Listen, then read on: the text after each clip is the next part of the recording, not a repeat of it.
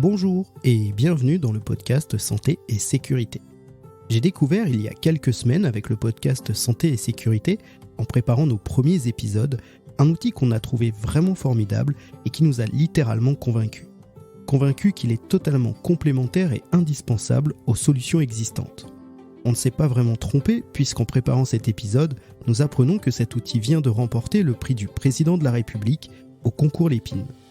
Le produit s'appelle GeoCœur et nous recevons dans cet épisode pour en parler son fondateur, Frédéric Lebold. Nous nous excusons par avance de la qualité audio de cette interview pour laquelle nous avons rencontré des problèmes techniques. Aussi, nous vous conseillons de baisser un peu le volume de vos écouteurs avant de continuer plus loin dans ce podcast. Je vous souhaite une belle écoute.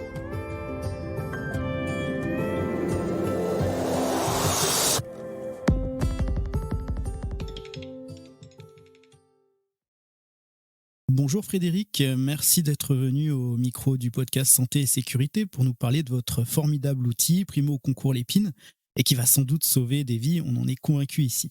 Alors vous êtes infirmier, vous exercez comme dispatcher au sein du service d'incendie et de secours du Luxembourg, vous êtes aussi en service de réanimation au sein d'un hôpital luxembourgeois et enfin vous êtes président de l'association AFPR, donc l'association française des premiers répondants. Avant de parler de votre boîtier GeoCœur, est-ce que vous pouvez nous présenter un petit peu votre association et son application ? Bien sûr, notre application a été créée en 2018, l'association en 2016. En fait, vous l'avez dit, par rapport à mon passé et par rapport à mon expérience, j'étais également pompier volontaire en Moselle et je me disais qu'il manquait des choses pour sauver plus de vies lors d'arrêts cardiaques. Et on a eu l'idée en fait de monter une association et de créer une application. À l'époque, alors maintenant il y en a 4, mais à l'époque ça n'existait pas du tout, de créer une application pour intervenir lors d'arrêt cardiaque avec le terme donc des premiers répondants, qui était un terme qui existait déjà dans de nombreux pays, que ça soit sous le terme anglophone avec les first responders ou sous le terme francophone avec premiers répondants. Qui existe au Luxembourg, en Belgique, en Suisse, au Canada, etc. Donc on a repris ce nom. Et ce concept d'avoir des secouristes qui interviennent avant les pompiers ou avant le SAMU, mais cette fois-ci avec une version un peu 2.0, avec la création d'une application, comme je disais, qu'on a lancé le 1er octobre 2018 en Moselle. Et donc actuellement, on a une application qui est présente sur 2 territoires, le territoire de la Marne et de la Moselle, et qui représente 3000 secouristes d'inscrits et plus de 600 interventions réalisées. Merci pour cette présentation et ces informations. Alors, vous l'avez évoqué un petit peu, aujourd'hui vous êtes donc 4 acteurs sur le territoire français à proposer ce type d'application. Donc, il y a vous, il y a le Bon Samaritain, on a d'ailleurs reçu son créateur Paul Dardel dans notre épisode 3, il y a Sauve Life aussi, et puis enfin il y a Permis de sauver. Pour les auditeurs, on vous mettra tous les liens en ressources dans la description de l'épisode. Dans les formations au premier secours, quand on fait la promotion de ces applications, c'est aussi le rôle des formateurs sur ce genre de formation. Les apprenants nous font souvent cette réflexion, à savoir que ça complique un peu les choses, toutes ces applications, et que c'est dommage qu'il n'y en ait pas une seule pour tout le territoire. Alors ma question est la suivante, comment est-ce que vous gérez, entre guillemets, cette concurrence ? Et qu'est-ce que l'on peut leur répondre à ces personnes qu'on croise en formation ou ailleurs, qui pourraient être un petit peu freinées par cette multiplication d'applications ? Alors, évidemment, c'est une réflexion qu'on nous a déjà donnée, que ce soit sur les réseaux sociaux, que ce soit même en formation, comme vous l'avez dit. Nous, on n'est pas du tout fermés. J'ai déjà rencontré plusieurs fois Paul Dardel. On va travailler vraisemblablement très prochainement ensemble. J'ai rencontré également Permis de sauver, avec qui ont un peu également la même éthique et la même façon de penser que nous, puisque c'est aussi les pompiers qui ont créé leur application, etc. Donc nous, on est assez ouverts en fait sur une évolution dans le temps. Je pense que c'est bénéfique le fait qu'il y ait eu plusieurs applications, parce que ça permet à un moment de faire évoluer les pratiques, de tester des choses dans différents territoires. Et je pense, malgré tout, même si le terme concurrent n'est pas forcément bon, mais la concurrence est importante pour tester des choses, parce que sinon on a un monopole et on n'avance pas forcément. On reste sur ses acquis. Toujours est-il que nous, on est effectivement dans cette volonté de la victime au milieu. Moi, vous l'avez dit, je suis président d'une association, j'ai mon travail à côté, j'ai pas de billes ni politiques ni économiques dans la FPR, c'est vraiment, je le fais par plaisir. Et je pense que les choses vont évoluer avec peut-être demain des partages au moins de secouristes. C'est ce que j'aimerais, en tout cas avec les 2 applications que j'ai citées tout à l'heure, pouvoir travailler, c'est-à-dire que les gens auront chacune une application qui est reliée avec les services de secours, parce que les services de secours sont gérés départemental et qu'il y a là pour le coup, il y a des points politiques entre les différents responsables de service, mais qu'au moins sur la finalité, un secouriste par exemple de la FPR pourrait être déclenché par permis de sauver ou l'inverse. Ça, c'est quelque chose qui me plairait bien. Encore une fois, j'ai pas de billes là-dedans, donc je suis assez favorable que ce soit le plus transparent possible et que l'utilisateur final, s'il est sur 3 départements différents parce qu'il habite dans un et travaille dans l'autre, etc., il n'ait pas besoin d'avoir justement 4 applications. D'accord, eh ben merci beaucoup pour votre analyse et vos arguments, c'est super intéressant. Effectivement, le mot concurrence n'était pas très bien choisi, c'est pour ça que je l'ai mis entre guillemets. Je l'entends tout à fait, ce terme concurrent, puisque au final, quand on démarche un service départemental d'incendie et de secours ou un SAMU, on est concurrent. Après, une fois que un a été choisi, j'estime qu'on est complémentaire par rapport aux autres départements et on doit travailler ensemble. Après, fatalement, si on va avoir un département, ils nous reçoivent tous les 2, tous les 3, tous les 4 en fonction du choix. Et pendant l'espace de quelques heures, moi, c'est comme ça que je vois les choses. Alors peut-être que mes collègues ne le voient pas forcément, mais moi, je vois les choses sur. Effectivement, on est concurrent pendant quelques heures sur des dossiers, mais qu'après, au final, l'important, c'est la victime qui est au milieu. Oui, je suis d'accord avec vous. Et puis c'est hyper positif parce que à l'heure où aujourd'hui on se plaint du chacun pour soi, en fait vos applications, au contraire, elles montrent qu'il existe une réelle solidarité, que c'est possible entre les personnes en fait. C'est effectivement en ça que je crois. On y reviendra avec Geoker, mais c'est clairement, moi j'estime que, alors il y aura peut-être pas 100% de la population, mais qu'il y a quand même quelque chose de profondément humain, et on l'a vu avec le Covid, ce côté entraide, on l'a vu encore il y a peu de temps avec l'Ukraine, où il y a eu des élans de solidarité énormes. Moi je crois profondément que c'est dans notre nature d'aller aider l'humain qui est à côté et qui est en détresse. Alors justement, avec votre association, vous êtes allé un peu plus loin que les applications existantes, le Bon Samaritain, Sauve Life, Permis de sauver, etc., avec votre boîtier Geoker. Est-ce que vous pouvez nous expliquer de quoi il s'agit et comment ça fonctionne ?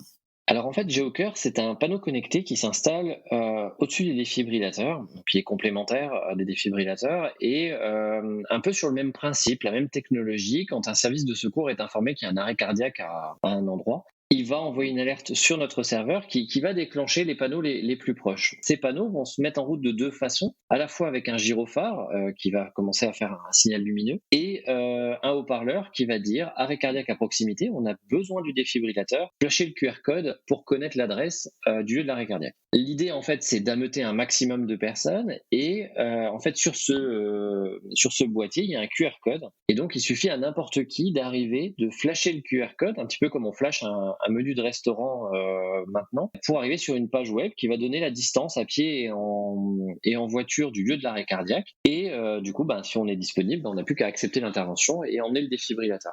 Donc c'est vraiment complémentaire, vous l'avez dit.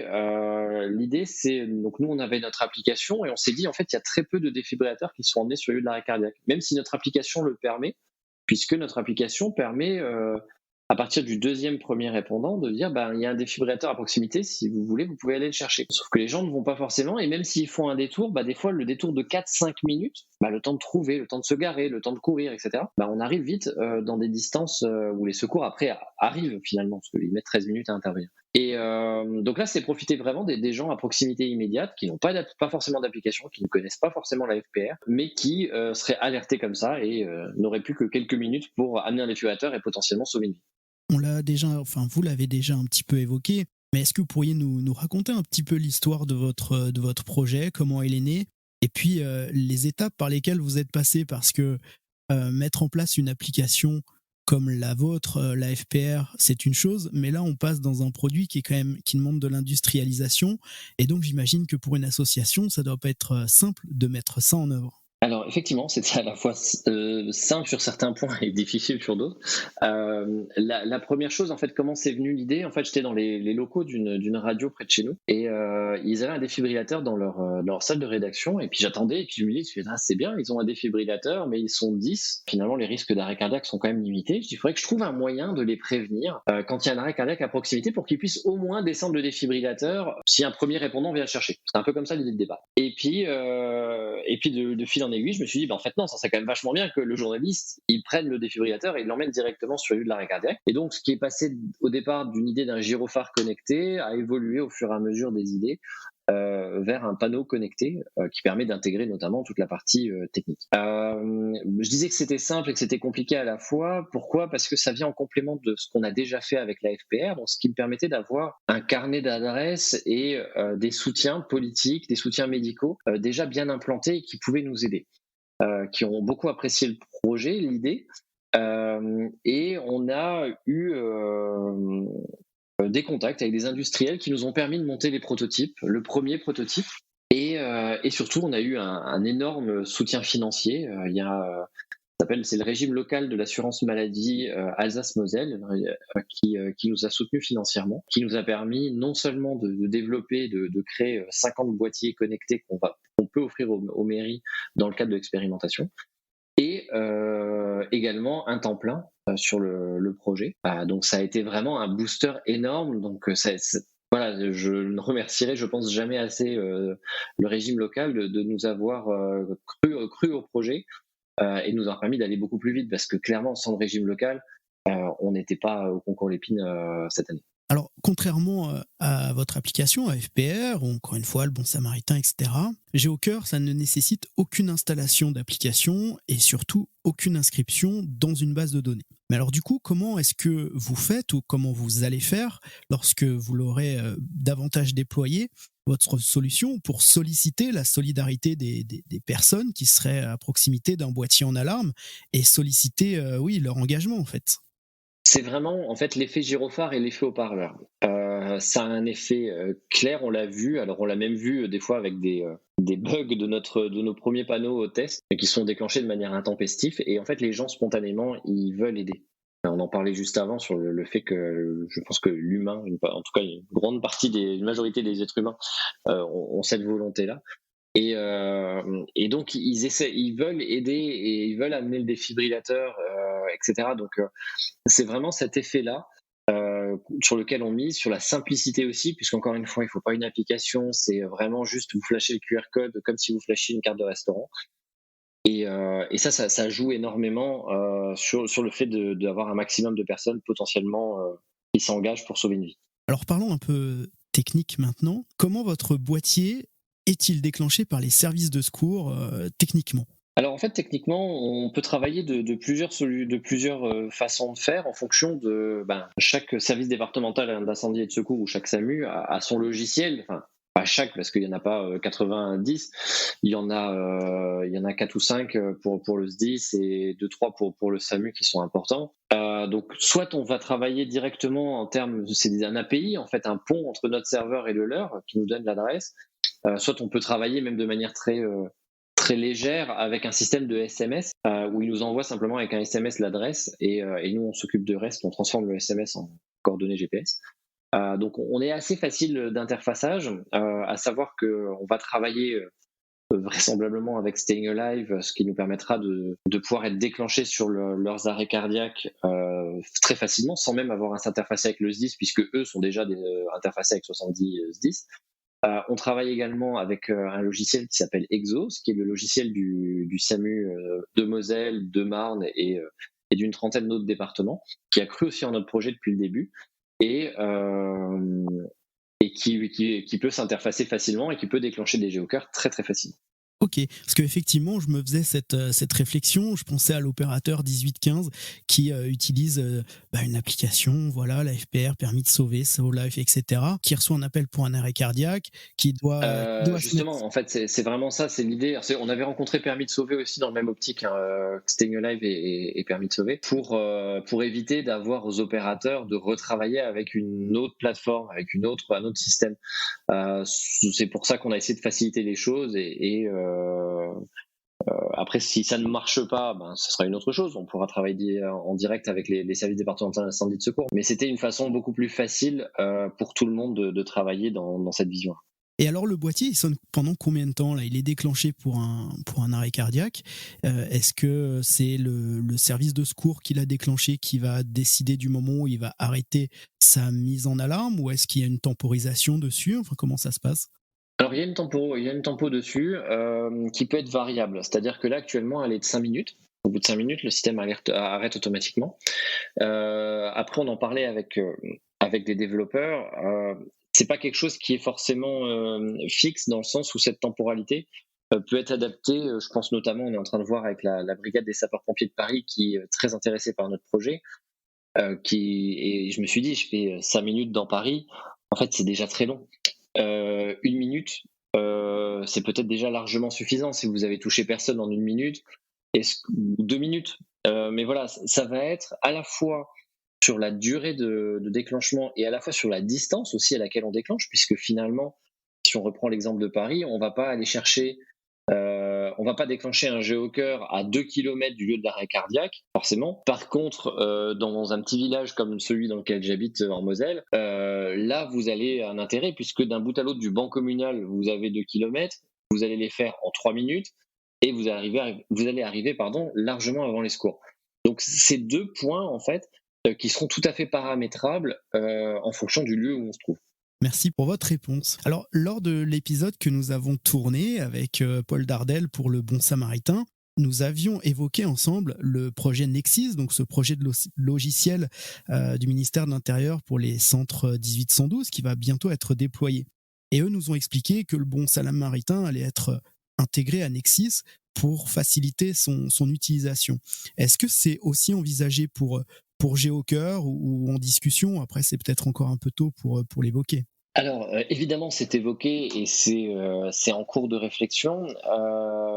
Il y a, il y a 2 possibilités, comme je le disais. Après, si Staying Alive est interfacé en direct avec Nexis et qu'on travaille avec Staying Alive, on n'aura pas forcément besoin de s'intégrer dans les départements où ils sont implantés directement avec Nexis. Par contre, nous, on a fait les démarches avec Nexis, qui pour l'instant, dans les départements où on se trouve, donc je le rappelle, Moselle et Marne, on n'est pas, c'est pas les départements prioritaires de l'implantation de Nexis.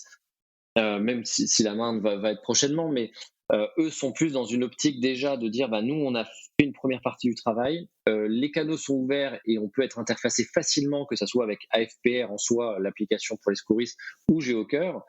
Par contre, c'est pas dans nos champs prioritaires, on va peut-être le faire plutôt début 2023.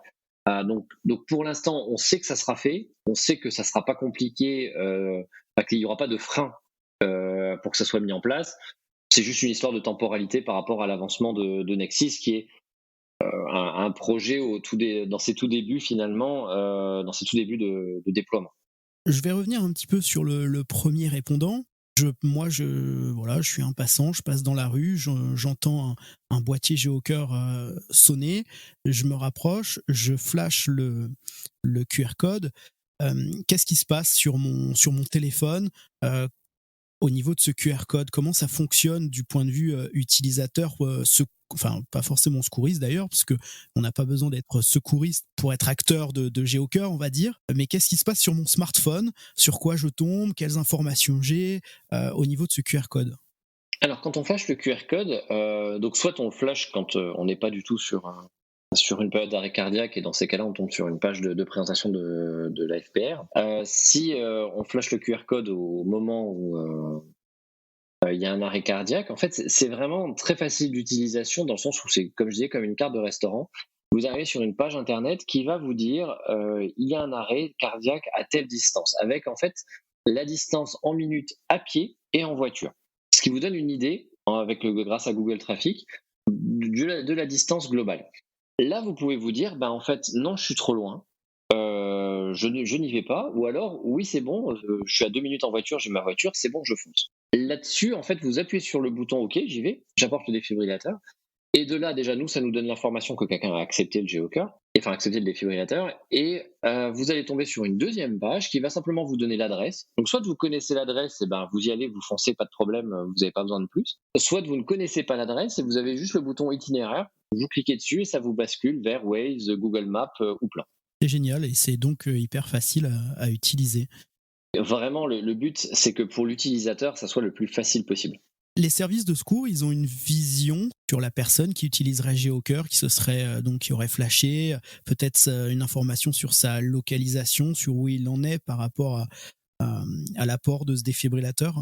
Alors, non. Parce que là, on rentre dans des problématiques derrière, justement, parce qu'on est très simple d'utilisation et qu'on n'a pas d'application.